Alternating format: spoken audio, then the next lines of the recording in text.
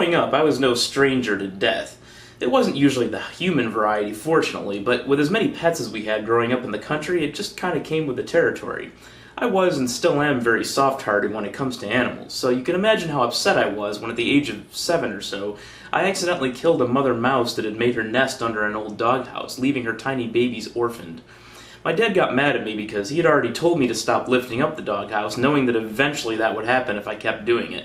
We had nothing to take care of the baby mice, and there were no wildlife rehabilitation sanctuaries back in 1980 near us, so the newborn baby mice had just hours to live. Despite my protests, my dad put each and every one of them out of their misery, swiftly but carefully, so that they would no longer suffer. It wasn't until later that I understood that it was the most compassionate option available. So why tell this depressing story? Well, that was just mice. Imagine if it's someone you love and their body is rapidly failing.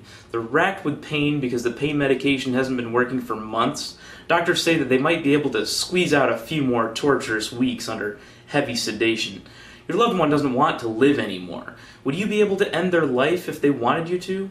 On the one hand, I don't think I personally could do it, but on the other hand, I don't think anyone should have to bear that burden aside from the person that's suffering. I completely support the right of the person that is suffering to end it with the help of a doctor, and I would help them take that step in that situation. Friends and family could be at their side, and the final weeks of indignity and pain could be bypassed. Suffering would be avoided, and there's value in that. Dr. Jack Kevorkian, or Dr. Death to his detractors, died last week at the age of 83, by all accounts a peaceful and painless death.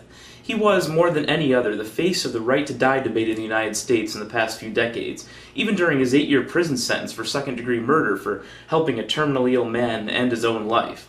There are, of course, a lot of details around that case and the other cases that Dr. Kevorkian was involved in, but that's for the lawyers and the politicians to go over. He did a great service simply by not being afraid to talk about death, and by extension, other choices related to having autonomy over our own bodies.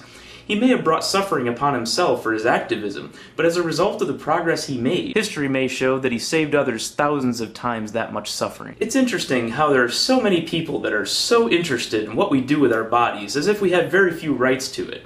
Right to lifers on the abortion issue, some radical feminists on the prostitution issue, private prison corporations on the drug war, and some religious institutions, including most notably the Catholic Church on the right to die issue, are all trying to make you do what they think is right for you.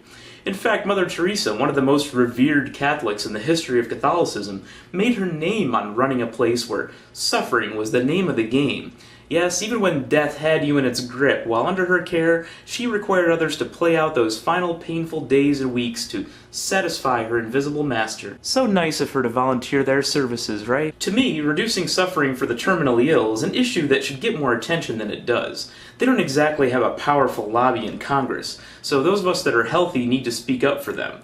Medicine can and will advance the science of pain management, and that can prolong the will to live longer, but there will always be a desire for an intervention in some cases, and those that are not saddled with a priority higher than reducing suffering, such as Dr. Kevorkian, or my dad, or me, or most of you, should be on the forefront of that.